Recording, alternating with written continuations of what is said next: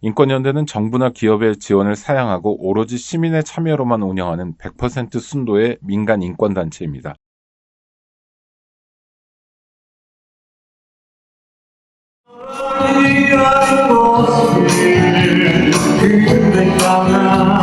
내 그리움이 집착인들 모르 70년대, 80년대 혹은 한국 사회의 질곡을 깨쳐나가기 위해서 노력했던 많은 분들이시라면 지금 소개를 드리고는 이분께 큰 빚을 지지 않았나 하는 생각이 듭니다.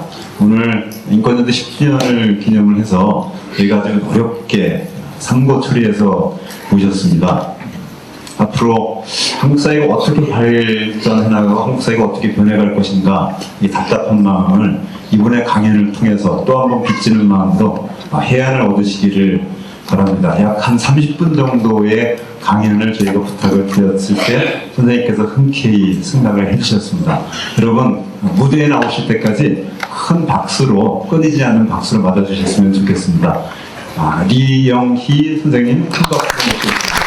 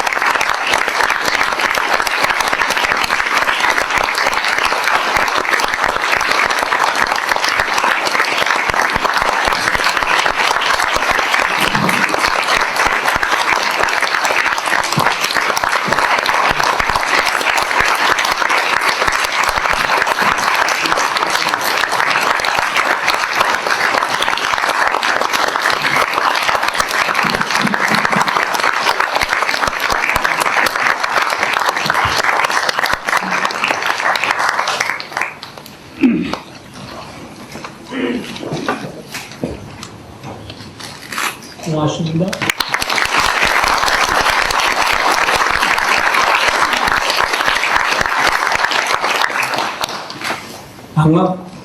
방금 소개해 준 분이 약간 주최자와 주최 측과 나와의 약속이랄까 협약이랄까 이런 거에 대해서 조금 오해를 했는지 강연이라고 그랬는데, 강연을 한다고 그랬는데 사실 강연이 아니고 오늘 인권연대 10주년 창립 10주년 기념 행사에 나올 많은 인권운동가들을 위해서 격려의 한마디를 해 주면 좋겠다고 그러길래 나도 짧게 격려의 말을 할 생각으로 나온 겁니다. 지난 10년 가까이 내 신병으로 말미암아서 일체 집필이나 이런 장소에서 발언을 중단하고 오로지 치병과 요양에만 전념하면서 그전과 같이 우리 국가와 사회의 현실에 대한 관심도 그렇게 밀접하게, 치열하게 또는 정열적으로 갖지 않고 일부러 오로지 살아가는 병을 고치는 이 일에만 집념했기 때문에 여러분들이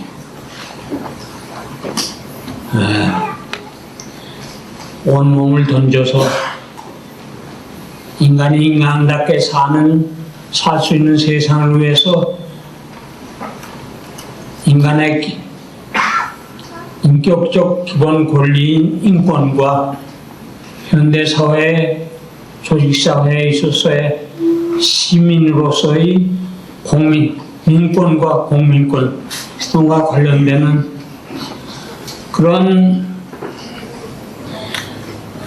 권리의 본주에서 내려가신 그런 차원의 얘기들을 난 구체적으로 소상히 또 현실감을 가지고 알지는 못합니다.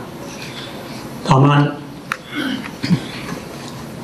한 국민으로서 한 지식인으로서 가질 일반적인 관심에서 보면 여러분 여기 오신 연령대 분들의 치열한 지난날의 싸움과 그 정열적인 의지를 저는 몸으로 뜨겁게 느끼고 있습니다.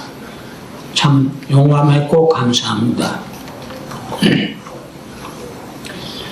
대체로 지금 여기 오신 분들이 연령대가 평균적으로 한 3, 40으로 보입니다.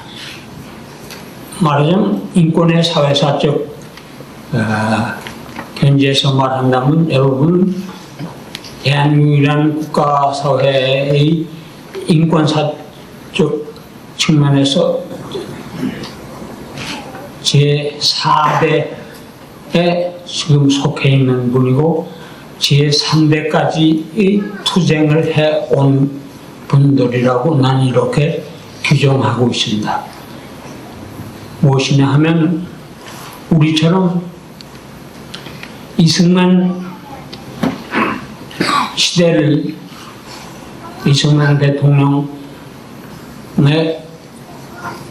대한민국이라는 나라에서 사회에서 살아온 우리들에게는 그 시기의 인권운동, 인권 문제라는 것은 제1세대적인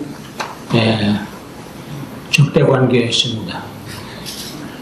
그 이승만 12년 동안의 통치하에서 우리는 나름으로 그 인간다운 권리와 생존을 위한 노력을 했고 그것이 1세대적인 투쟁입니다.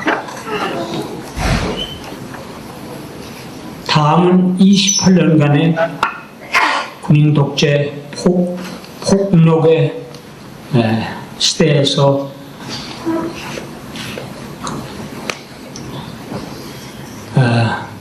많은 목숨을 잃어버린 인간 권리의 인권으로서와 시민의 공민권 운동과 투쟁에서 싸워온 시기가 아마 제2기가 되겠습니다. 1기와 2기에는 분명하게 그 내용, 인권투쟁, 인권을 억압한 그 지배자의 폭력의 내용에도 차이가 있었고 그 권력의 폭력적인 권력의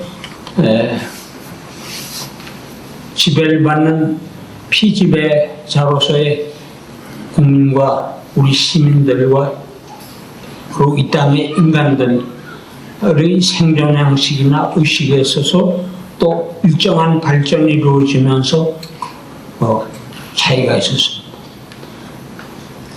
다행히도 그러한 긴 역사에 막 길다고 할 수는 없지만 인권투쟁에서만 한계해서 말한다면 적지 않은 기간 동안에 이루어진 바친 우리들의 희생 눈물과 슬픔과 그것을 견뎌온 노력으로 해서 이른바 제3세대라고 할 수 있는 일정한 열매를 거두었습니다. 인권 사상. 즉, 김대중 대통령 시대와 노무현 대통령 시대를 합친 10년 동안이 충분하지는 않고 완전하다기에는 아직도 먼 상태에 있다 하더라도 그 전 30년 동안의 상태에 비한다면은 놀랄 만큼 향상되고 발전하고 그리고 훌륭한 열매로서 성숙한 우리 인권의 시기였습니다. 제3세대적 시기죠. 그러던 것이 이제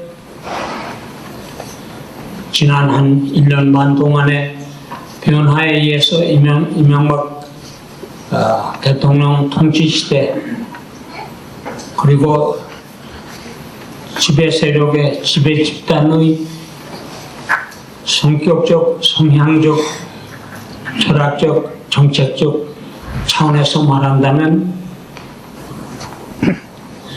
비인간적, 오로지 물질주의적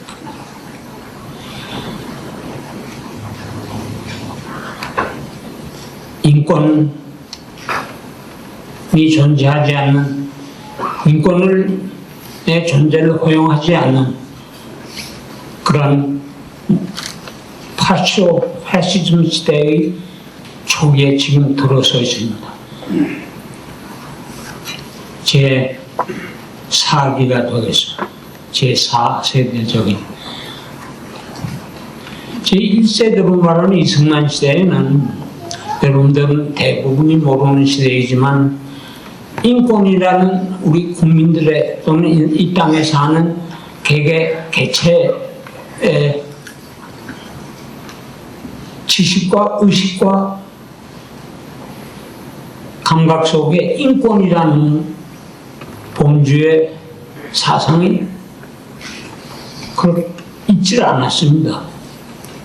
여러분들은 흔히 인권이라는 것을 양도할 수 없는 침해당할 수 없는 천부의 권리라고 공식적으로 교과서적으로 미화하고 그렇게 또 믿기를 원해서 운동하는 거지만 소위 들어와 그 권리는 이 인권이라는 것은 역사적인 사회적인 부분이 본래적인 천부에 양도할 수 없는 그런 부분보다 훨씬 많습니다. 그러니까 정권에 따라서 지배자의 지배 집단의 성격과 철학과 행동에 따라서 그들의 이해관계에 따라서 그 지배를 받는 개체들의 인간들의 권리의 내용도 차이가 생깁니다. 이승만 때 우리는 권리라는 것을 오로지 한 가지밖에 규정하지 못했어요. 그건 뭐냐면 국가와 국민 사이의 관계에서 발생되는 또 규정되는 그런 의무가 전부였어요. 병력의 의무, 무슨 납세의 의무 이런 것은 뭐 헌법적인 의무이지만 어쨌든 상하의 관계에 있어서 명령에 복종하는 요구에 복종하는 그것이 사회를 체계적으로 존재하고 운영케 하는 그럼으로써 마땅히 그 지배하에 체제하에 있는 개개인이 따라야 할 의무로서의 자기 존재 이런 생각이 거의 전부였어요. 그렇지 않고 오늘날 여러분이 생각하는 것 같은 인권이라는 그런 개념과 범주로서의 어떤 권리의식이라는 것은 거의 없었습니다. 그건 아직 하에서의 긴 식민지 생활에서 길들여진 우리의 박탈된 인간성 다지기도 하고 그리고 정치적 탄압의 결과이기도 하지만 권리적인 측면에서 말한다면 우리는 인간이 아니었던 겁니다. 그 시간. 이어서 28년간의 군인들의 폭력 하에서의 것은 보다도 노골적이고 보다도 악질적인 일체 인간적 가치와 존재를 인정하지 않는 오로지 히틀러와 무솔리니와 스탈린 밑에서 그들의 지배 집단의 요구와 계획과 그들의 필요에 의해서 만들어진 체제의 명령에 따른 그런 집단주의적인 토탈리타리아니즘이라고 그러는 거죠. 인디비주얼, 한 개인으로서의 존재, 가치 이런 것을 일체 인정하지 않는 그런 사회였기 때문에 역시 또 이승만 시대과는 또 다른 의미에서 보다 철저한, 보다 구체적이고 직접적인 폭력의 대상으로서의 개인밖에 아니었던 거예요. 이승만 때는 그래도 민간 통치의 체제였기 때문에 때로 이 군인 폭력 통치에 비한다면 약간의 느슨한 데도 있었고 어느 정도는 스스로 내가 인간이라는 것을 주장하고자 하는 약간의 여유가 저는 없지는 않았어요. 그러나 박정희 전두환에 들어온 시대에는 그것조차 완전히 말살돼 버렸습니다. 여러분들은 그 시대를 제1, 2세대적 무인권 시대를 경험하지 않았을 분들로서 간접적으로 들은 바 많을 거고 읽기도 했을 거고 하지만 직접으로 그것을 몸으로 견뎌나가고 그것을 그 폭력을 그 무서운 반인간적 폭력 밑에서 자기를 인간으로서 꾸준히 보존해 나간다는 것이 얼마나 힘든, 얼마나 어려운, 얼마나 고난에 찬 것인가 하는 것은 그동안에 많은 인권에 각성하고 인권의 자의식이 있었던 많은 민주화 운동의 선배들이 죽어갔고 병신이 되고 한 사실을 생각하면 간접적으로 이해가 가겠죠. 사실 그때만 하면은 박정희나 전두환 시대에는 나 개인의 경험으로 말한다면 하도 그 인간성을 박탈당하는 그 모욕과 치욕과 서러움과 자기 환멸과 이런 것 때문에 그 육체적인 고통을 당하는 것보다도 인간을 부정당하는 나는 너는 인간이 아니다 라는 식의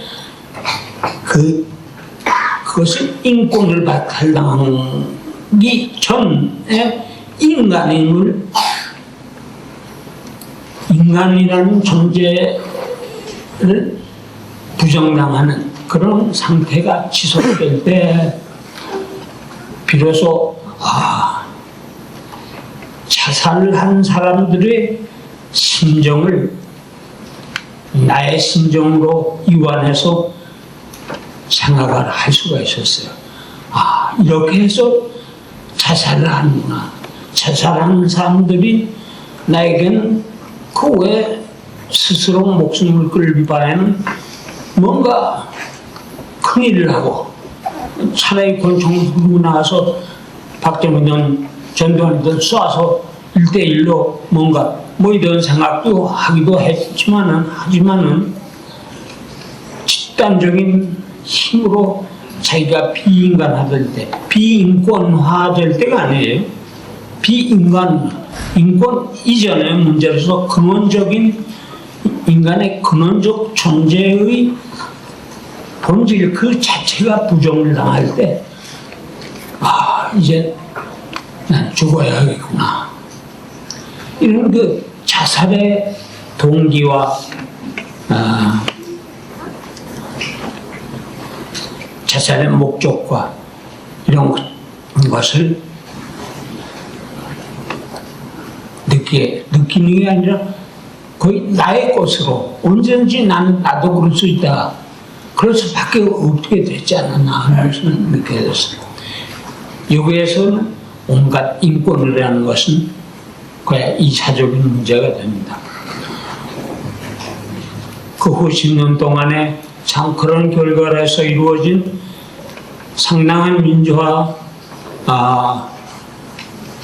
된 대한민국에서 이제 인권이 본래적인 힘에 있어서 이 인권의 가치와 중요성과 그 인권이 있어야 할 그 마땅한 모습과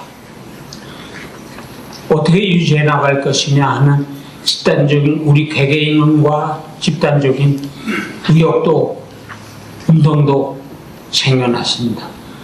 비로소 나는 이 대한민국이라는 이 나라의 국민들이 인간이 된 것은 지난 10년 밖에 없다고 생각합니다. 그 전에 이승만 시대나 박정희, 전두환, 노태우 이런 시대에는 난 이 땅에 생을 받아서 생존했던 우리 생명체는, 개체는 난 것은 현대적인 또 인권이라는 차원에서 말할 때 인간이 아니었다고 봐요. 이건 동물, 그대로의 동물이죠. 다행히도 그 속에서 투쟁한 많은 선구자들의, 선배들의 목숨의 대가로 지난 10년 참 우린 그래도 부족하나마 인간다운 개체로서 되살아났고 생존의 가치를 우리는 발견하게 되었고 그러면서 그것을 더욱 충실하게 복된 인간으로 만들어 나가기 위해서 개인과 우리 사회, 개인의 개체와 우리 전체의 집단적인 사회적 향상을 위해서 노력해 왔습니다. 그 단계에서는 여러분들도 가운데 상당한 수가 계실 겁니다. 그러던 것이 이제 2년도 안 되는 1년 반 전에 또 사회는 하나의 역사적 역전의 전환을 맞이해서 이제 파시즘의 시대에 들어갔습니다. 파시즘 시대. 그러길래 역사는 그렇게 반드시 이루어진 열매 후에 또 하나의 큰 열매가 열리고 이렇게 진행되는 것이 아니라 언제든지 우리가 정신만 늦추면은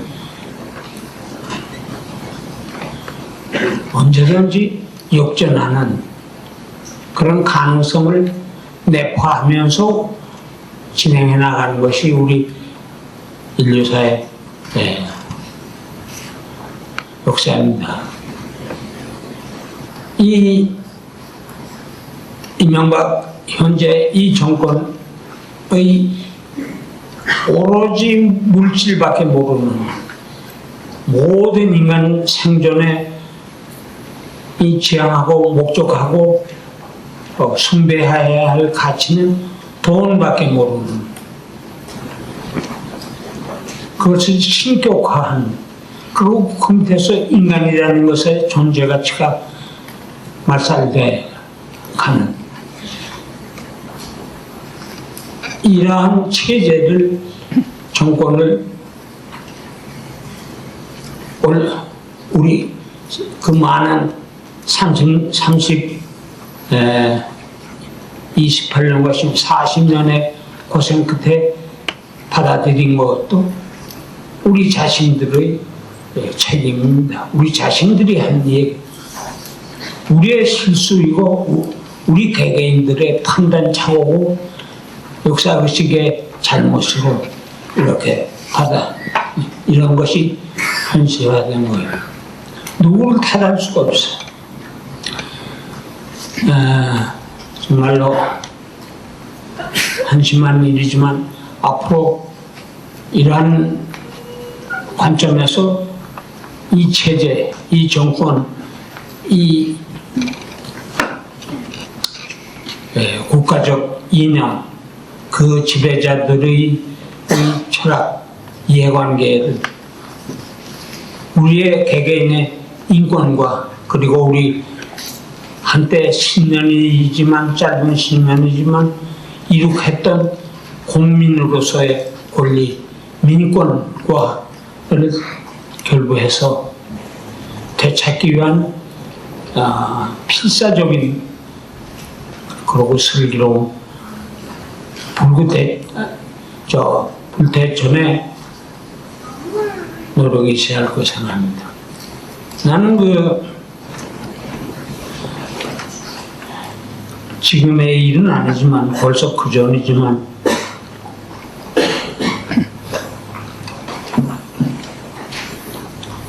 한국은 이 대한민국이라는 나라는 그리고 사회는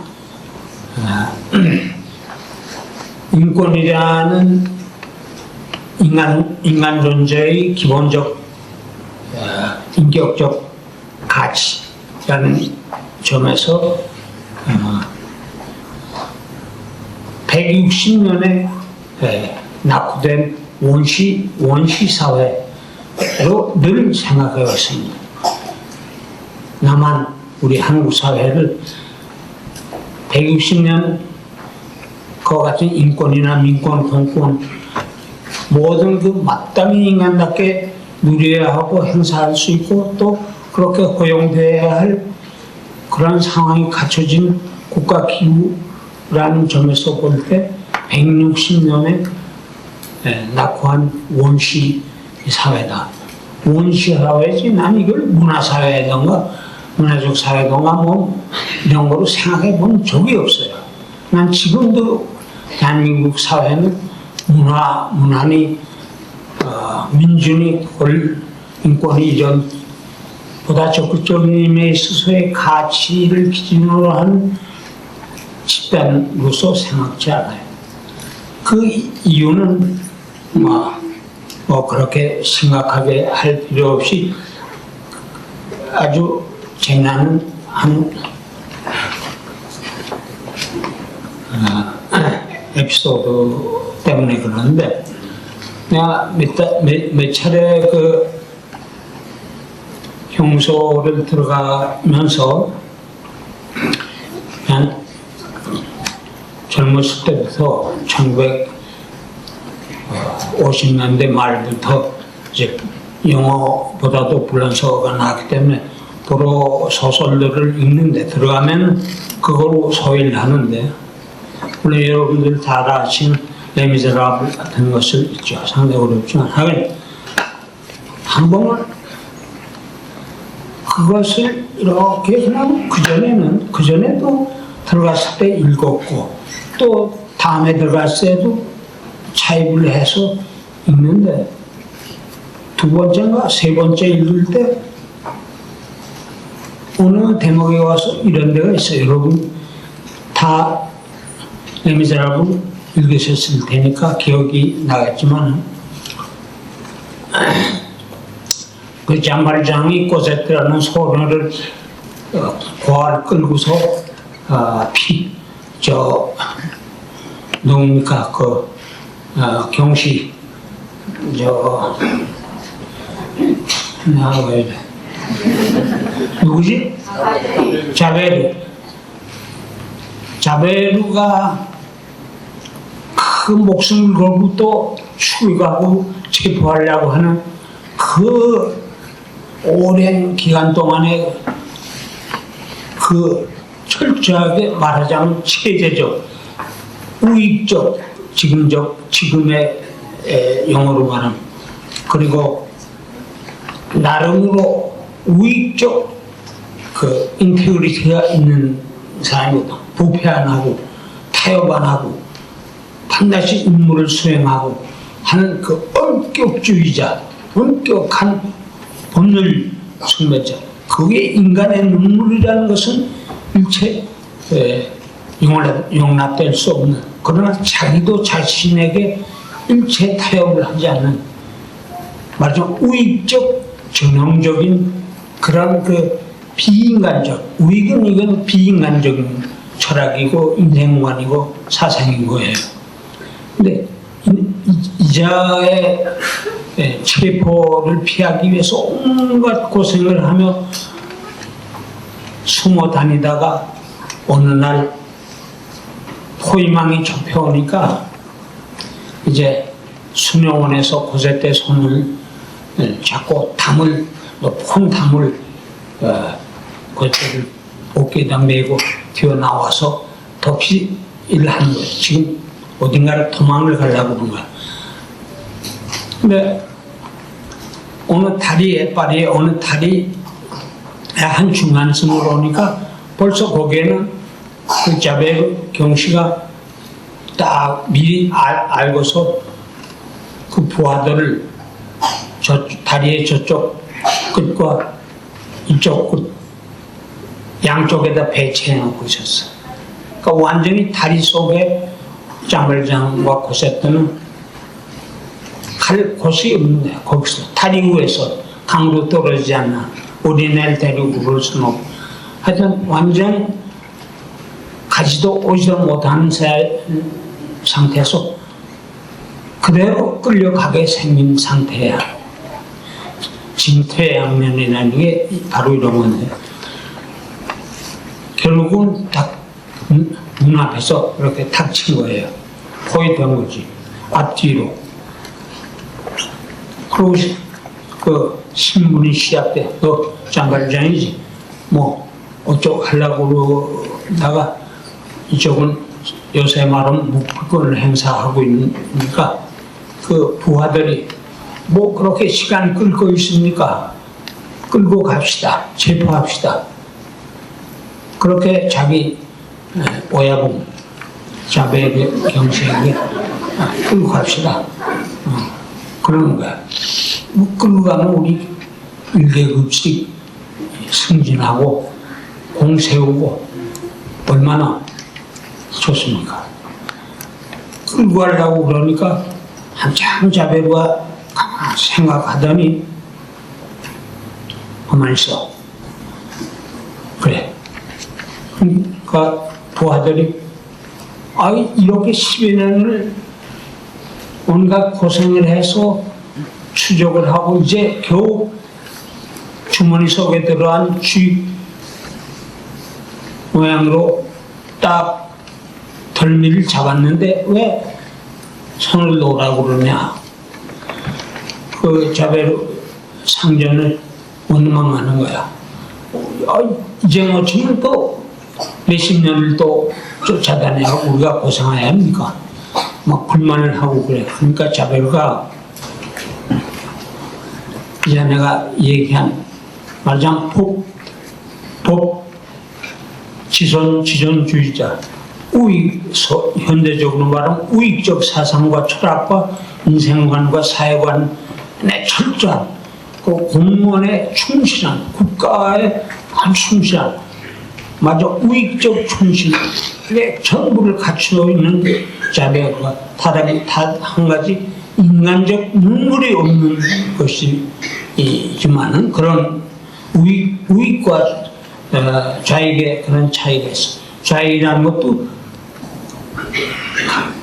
또 극단으로 가면 마찬가지 좌우가 같아지는 건데 그런 자배가 그 엄격한 잡기만 하면 사자가 쥐를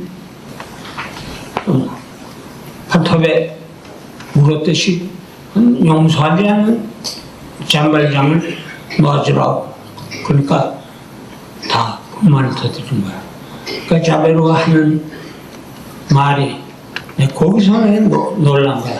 한국이란 나라와 그 장면이 1830년대의 불란서의 현실을 쓴 거란 말이에요.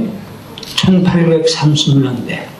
지금 말은 한 170년 전이 되겠나? 180년 전이겠고, 내가 그때 읽을 땐 한 160년 전인데, 자베로가 부하들에게 선우아, 오늘 할 수 없어. 내가 실수했어. 체포영장을 내가 띄워오지 않았어. 아시겠어요? 내가 체포영장을 받아오지 않았다 이거야. 만약에 체포영장 없이 이 장발장을 체포해 가면은 반드시 파리의 신문들이 뭐 굉장한 장발장의 사건이 있었으니까 뭐 유명하지. 국가범 같이 한 장발장을 자베로 병씨가 10여 년의 고생 끝에 체포했다. 그건 뭐 대소특필할 거다. 그러면 동시에 거기에 내가 영장 없이 법원에 체포영장 없이 끌고 왔다. 즉 폭력으로 끌고 왔다. 하는 사실이 드러날 것이다. 지무기자들이 결국 그 사실을 알게 되면 내가 합법적인 범죄인 체포의 법적 필요수단인 방법인 그 체포영장을 끊지 않고 폭력으로 끌고 왔다고 그럴 거다. 그렇게 되면 우리 상관 내무장관이 의회에서 그 문제가 이 사건이 문제가 돼서 불신임을 당할 것이다. 불신임을 당해서 결국은 내무장관에서 모가지가 남아날 것이고 내각이 후회할지도 모릅니다. 이런 얘기를 해요. 그러면서 돌아가자. 오늘은 돌아가고 내 실수로 오늘은 돌아가고 내일 영장을 청구해서 받아가지고 다시 나오자. 물론 다시 나오면 거기에 장발장이 있을지 없을지 모르겠지. 하여간 다시 나오자. 영장을 가지고 나오자. 그런 대목이 한 12줄에 관해서 나와요. 그때 내가 그 느낀 감동이 조금은 말할 수 없어요. 야, 1830년에 불란서에서는 그 국가사범이라는 같은 대사건의 장발장을 10여 년 추적 끝에 잡았는데 이걸 연행을 안 하고 영장을 안 가져왔던 이유 때문에 막 그 가슴이 터질 그런 생각으로 당면하고 돌아가서 영장을 다시 가져오려고 하고, 만약에 안 그랬더라면 신문이 알고 신문 기자가 알아서 쓰고, 신문이 떠들면 내무장관이 뭐가지 나눠놓고, 그럼 의회가 해산할 것이다. 이 민주사회에 있어서의 이 재반 절차, 이 중요한 한 사람의 범인을 체포하는 것도 그냥 영장 없이 잡아도 뭐 장발장 같은 거 잡는 거야 뭐 그거 다 뭐 눈 감을 수 있을 텐데도 그런 절차에 의한 고려를 하면서 놓아준 그 대목을 읽으면서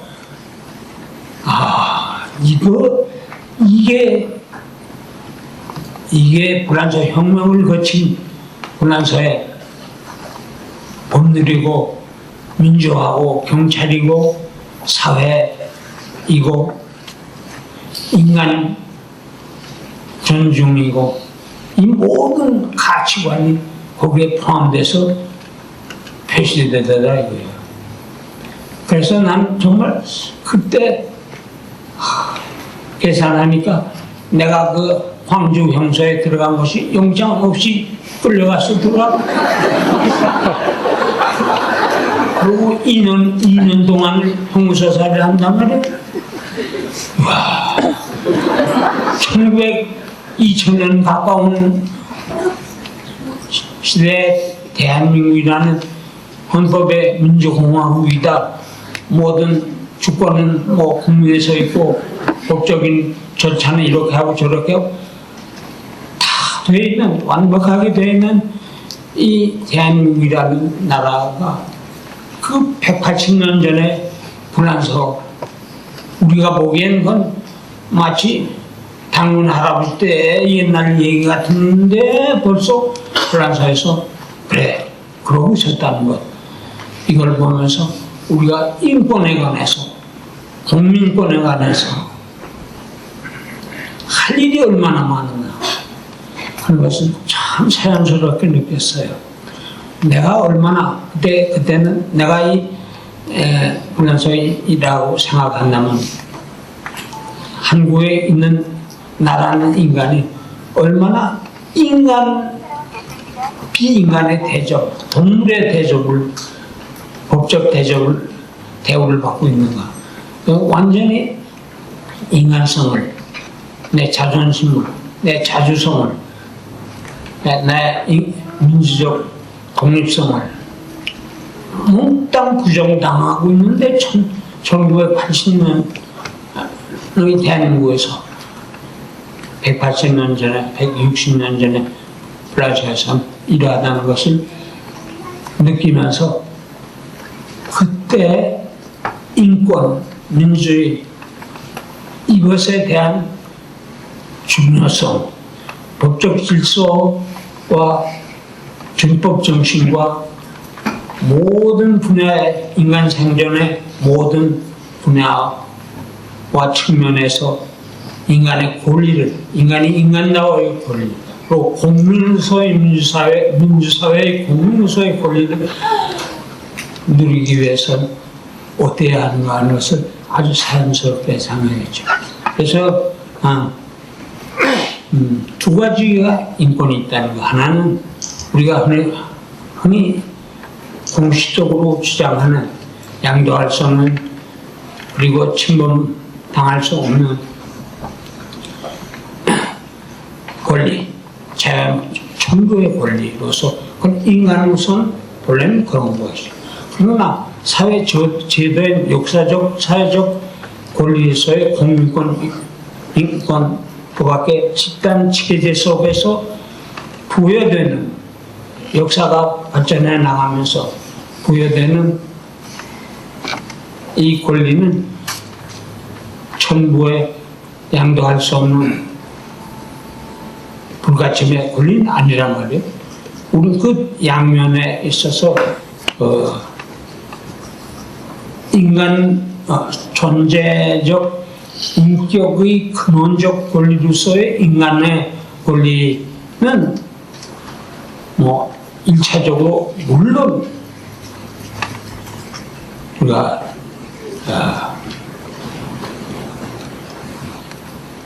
당연히 주장해야 하고 우리가 보호해야 하고 획득해야 하고 우리 모두의 것이 노력이에요. 그러면서 동시에 그 인간이 집단적으로 생존하는 과정에서 합의에 의해서, 계약에 의해서, 헌법, 법률에 의해서 주어지는 권리, 사회적, 정치적, 국민적 이런 권리는 반드시 전부에 양도할 수 없는 불가침에 걸리는 건 아니에요. 그건 제도에 의해서 그 시대적 역사 발전의 단계에 의해서 우리가 그 쟁취하는 권리란 말이에요. 그 성격은 차이가 있지만 우리가 그 둘을 다 그렇게 그 성격을 인식하면서 확보할 때 비로소 우리는 다 갖추어진 인간으로서 민주 시민으로서 생존과 존재 가치가 있을 수 있는 거죠.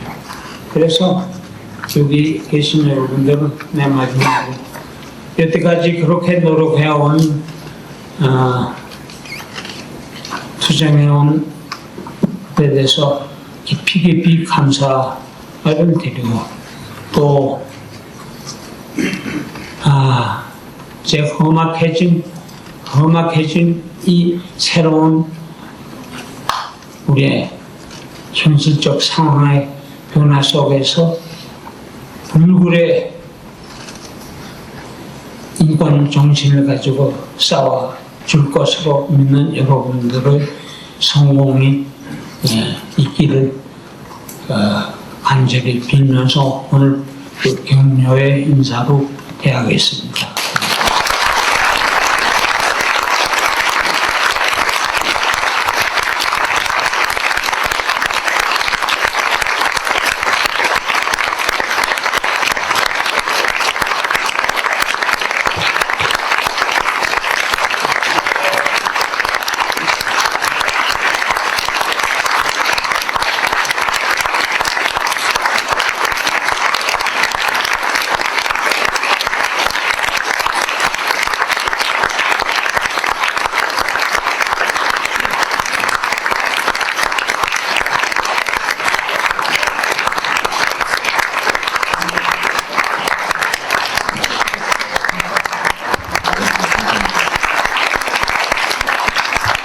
많은 분들이 서 계신데 이 통로에 빈자리가 조금 있으니까 앞으로 내려오셔서 자리에 앉으시기 바랍니다. 계속 서 계시면 이따가 숨을 쉬셔야 됩니다. 내려오십시오. 네, 다들 춤을 쉬시려고 오시도록 하겠습니다. 노래로 먼저 인사드리겠습니다.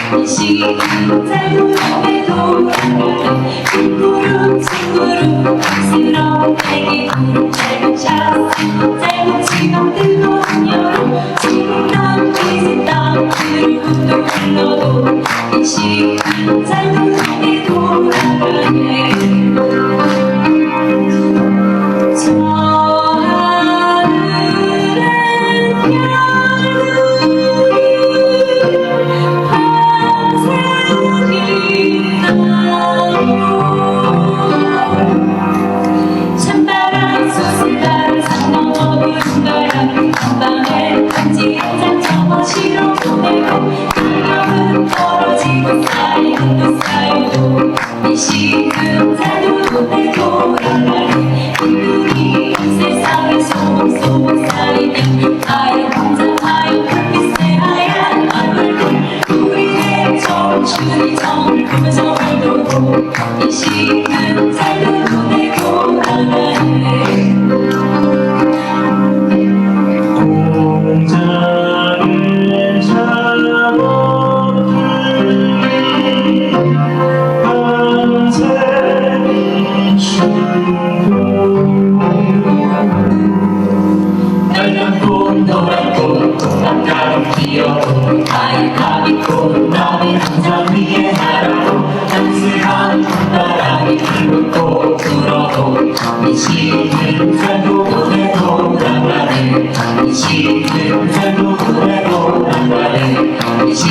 살고 돈을 더 나가네 이 시간 살고 돈을 더 나가네 이 시간 살고 돈을 더 나가네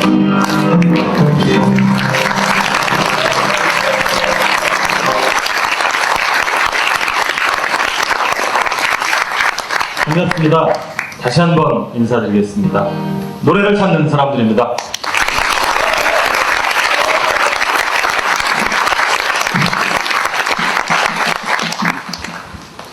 우리에게 늘 희망을 주었던 인권연대의 열도를 진심으로 축하드립니다. 다들 아시겠지만 원래 이름이 인권 실천 시민연대였죠. 이번에 10주년을 맞아서 시민과 실천이란 말을 떼어버리셨습니다. 이 말은 아마도 시민을 무시하고 실천하지 않겠다 이런 뜻은 아닐 것입니다. 또는 단순히 그냥 부르기 좋으라고 개명을 하시는 것은 아닐 것입니다. 시민과 실천이라는 말이 국한하는 영역을 뛰어넘어 무한한 그 존재와 실천의 범위를 무한히 확장하겠다는 선언이라고 생각합니다. 그에 따라서 아마 우리는 연대 손길, 연대 힘을 더 많이 키우고 늘려야 할 필요가 있다고 생각합니다. 아까 한 간사님이 이런 말씀을 해주시더군요. 제일 훌륭한 멘트는 밖에 로비에 인권연대 후원함이 있다는 사실을 알리는 것이 가장 좋은 멘트입니다. 축하의 마음 노래에 담아서 전하겠습니다. 동지를 위하여. 그리고 광야에서 불러드릴 텐데 시간이 좀 늘어지긴 했습니다만 사정에 따라서 달라질 수도 있습니다. 감사합니다.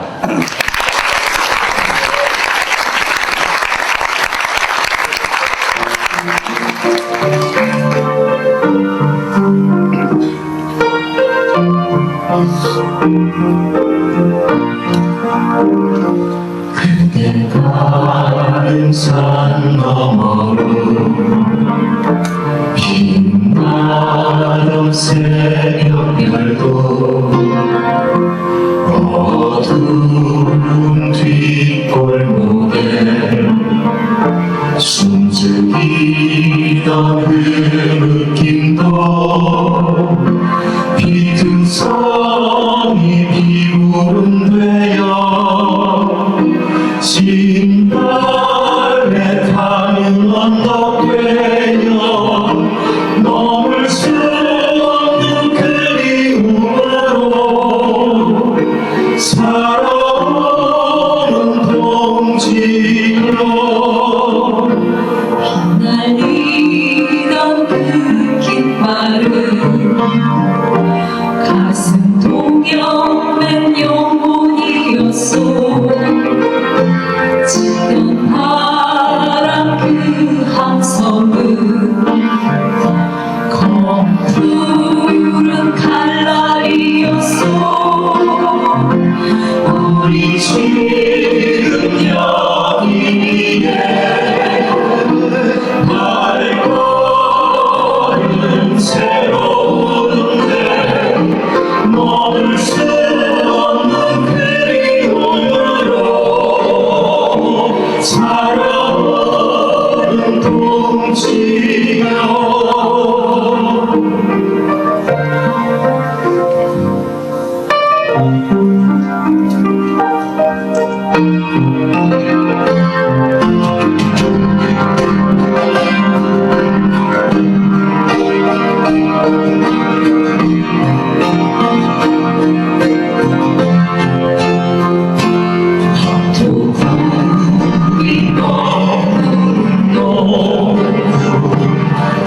부비치던 저 물결도 살아오는 지지에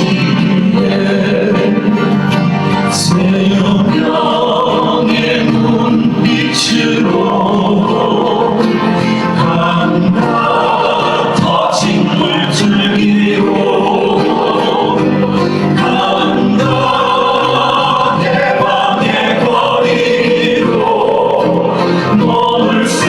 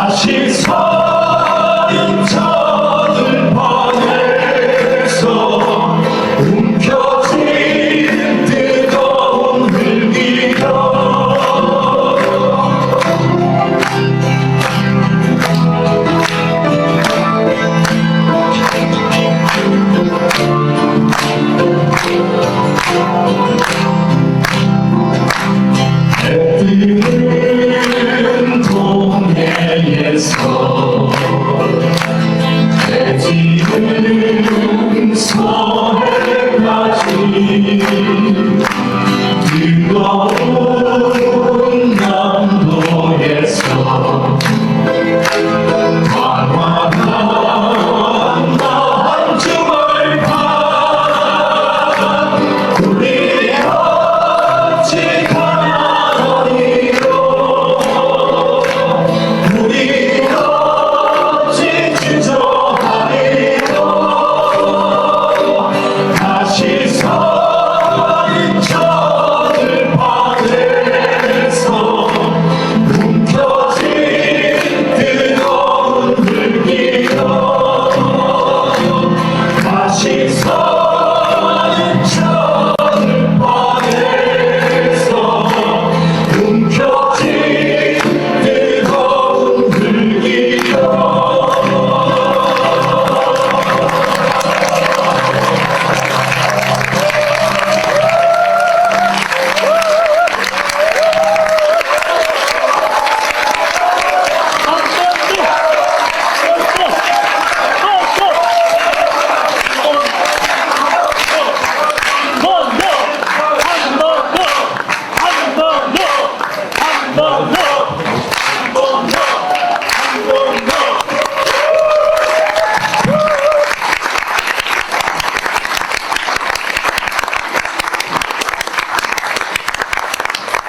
감사합니다.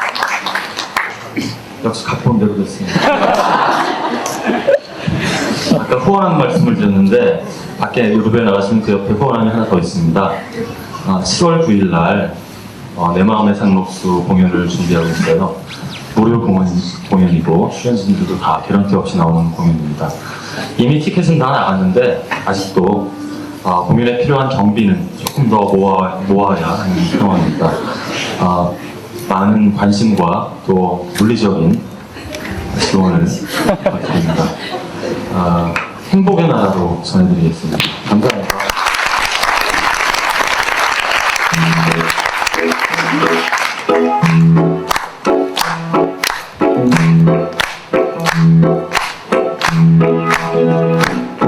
잔말을 걸어라 너의 좁은 눈으로 이 세상을 걷고자 창문을 열어라 춤추는 산들바람을 한 번 더 느껴보자 가벼운 불바위로 나를 걷게 해주세 온갖 새들의 소리 듣고 싶소 울고 웃고 싶소 내 마음을 만져주 나는 행복의 나라로 갈 테야 접어드는 초저녁 누워 옥상에 들어 생각에도 취했어 벽에 작은 창가로 흘러드는 산뜻한 모든 아이들 소리 아름다운 나를 살겠소 태양만 비친다면 밤과 하늘과 바람 땅에서 이리와 천둥의 소리 이거 춤을 추겠네 나도 행복의 나라로 갈 테야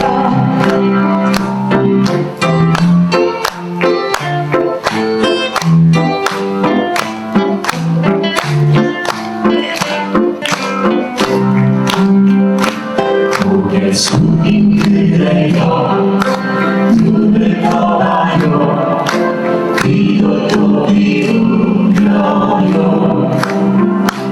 아침에 일어나면 자신 느낄 수 없이 밤과 낮 구별 없이 고개 들고 들어요 손에 손을 잡고서 청춘과 유혹의 뒷장 넘기며 광야는 넓어요 하늘은 또 풀어요 다들 행복의 나라로 갑시다 광야는 넓어요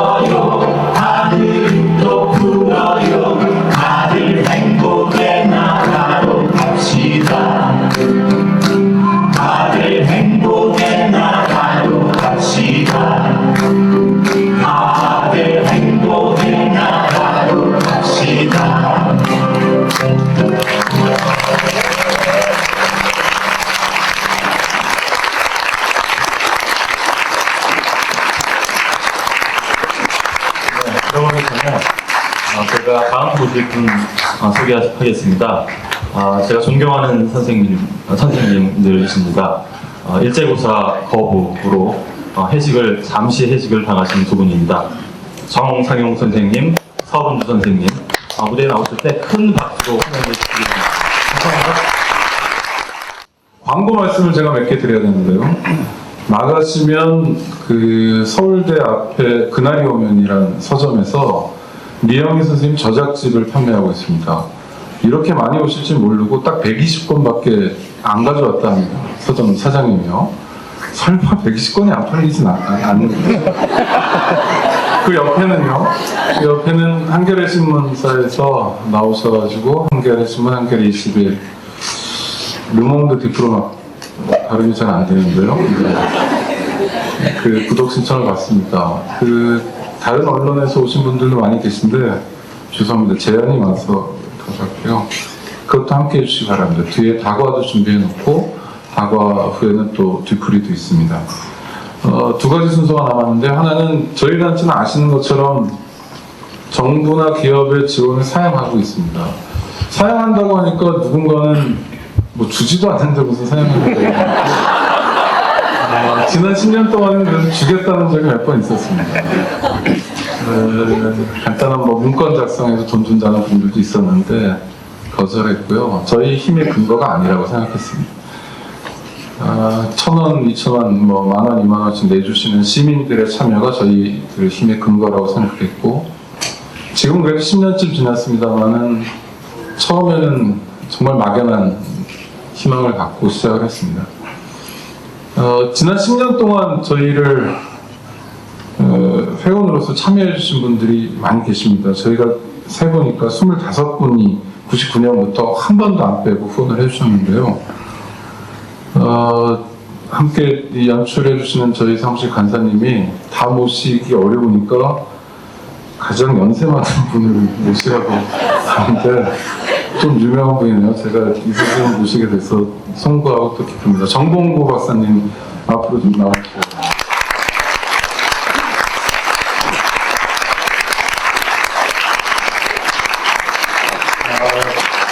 어깨를 같이 섰는데요.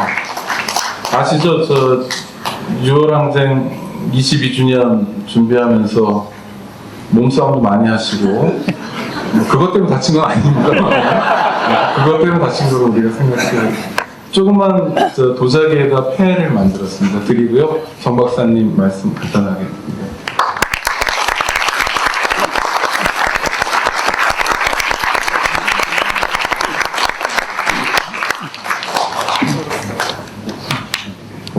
이거 분명히 말씀드립니다만 전혀 짜고 치는 모습이 아닙니다. 전혀 예정이 없고 저도 이런 줄 알았으면 좀 모양을 이것보다는 좀 예쁘게 하고 왔을 텐데요. 인권연대를 생각할 때 그 인간적으로 개인 오창익 이 사무국장 빼고 얘기하기 참 어렵습니다. 우리가 보통 운동하는 사람들이 개인을 앞세우는 것은 사양하고 있습니다만 그러나 오늘의 인권연대가 있을 수 있기에는 이렇게 끝없이 새로운 영역에서 자기 일을 개척하고 또 앞서서 오늘 리영희 선생님께서 참 귀중한 말씀 주셨습니다만 한국 사회에서 인권이라는 말 자체가 지금 생소한 외국어 같이 들리는 그런 시점에 그 맨 땅에서 시작해서 오늘까지 온 데 대해서 정말 감사합니다. 그 오창익 국장과 전화 통화를 하시는 분들은 다 경험하시겠지만 전화를 하면 뜬금없이 고맙습니다라는 얘기를 제일 먼저 합니다. 매번 물어줘 뭐가 그렇게 고맙냐? 참 고생할 일만 시켜준 우리 사회에 뭐 그렇게 고마운 일이 많냐? 그랬더니 이렇게 한 번 한 분 같이 가시는 분들이 참 고맙다는 아마 생각을 하시는 것 같습니다. 그냥 한 말씀만 더 드리고 올라가겠습니다. 그 노무현 대통령 돌아가시고 그 대한문 앞에서 저도 한 일주일 동안 이렇게 보내면서 다시 한번 그런 희망을 가졌습니다. 이게 우리가 갖고 있는 정말 잠재력 아닌가. 정말 모든 사람들이 그 선한 마음으로 자기가 가지고 있는 것을 다 내세워서 우리가 정말 공동체가 이루어지는 걸 봤습니다. 뭐 CF 광고 같은 거 보면 참 척박하죠. 당신이 살고 있는 곳이 당신이 누구임을 말해주는 그런 사회. 요새 어떻게 지내냐는 친구의 물음에 뭐 그랜저를 보였습니다. 이런 척박하고 속물화돼가는 사회에 다 우리들이 젖어가는 줄 알았는데 대한문화핀 이런 데서 그런 공동체 정말 서로가 서로에게 위안이 되고 서로가 서로에게 그 도움이 되는 그런 사회를 우리가 직접 경험해 봤습니다. 거기서 우리가 느끼는 건 정말 선한 세력들끼리 힘을 모아서 선한 사회를 만들어내는 일, 우리가 희망도 있고 늦춰서는 안 되겠다 그런 생각을 했습니다. 다시 한번 축하드립니다. 고맙습니다.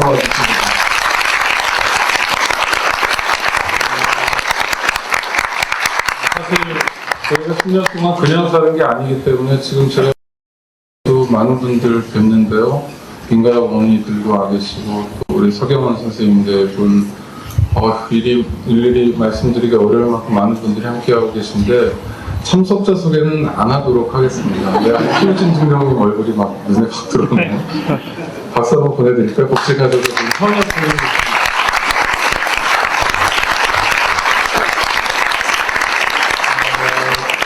정태준 선생님이 저보고 깡다구가 있다는 건 아마 이 대목인 것 같은데요. 저희가 노래 공연을 준비했습니다. 인권연대 문희영위원 사무국이고요. 나와주시기 바랍니다.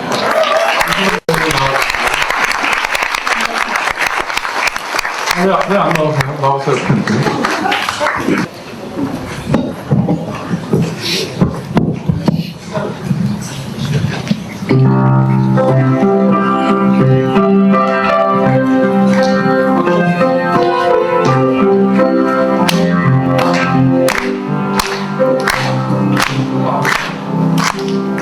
저녁은 불거워 아름다운 거래 마을로 엉켜기 우리의 하리는 고달픔처럼 예후로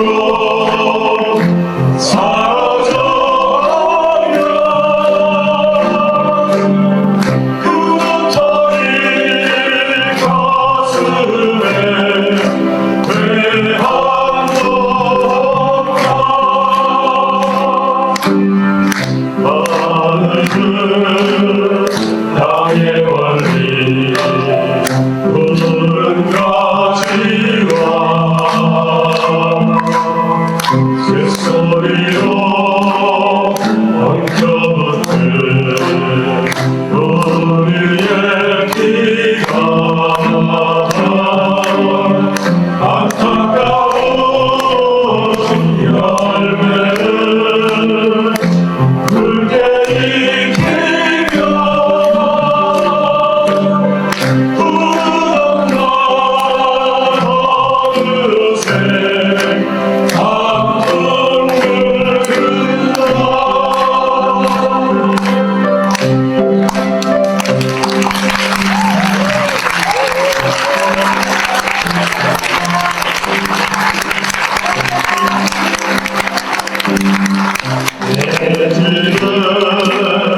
깨들은 깊은 소리와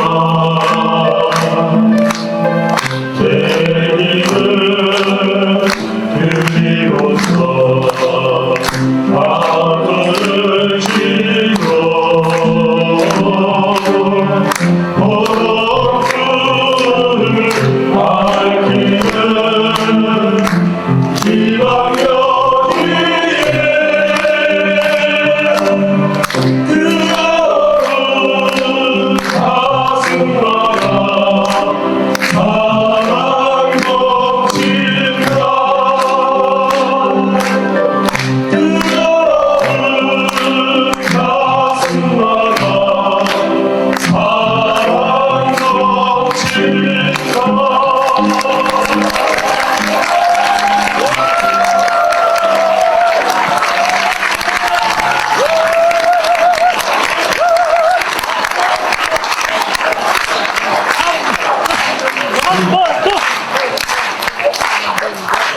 이런 게 세상 사는 맛인데요. 이명박 정부에서 좀채 볼 수 없는 모습인데 못 이긴 척하고 한 번 더 해주고. 그래서 저희도 매너를 다해서 함께 부를 수 있는 노래 준비했습니다. 함께 가자 우리 길을. 그래서 오늘 행사 마치겠습니다. 감사합니다.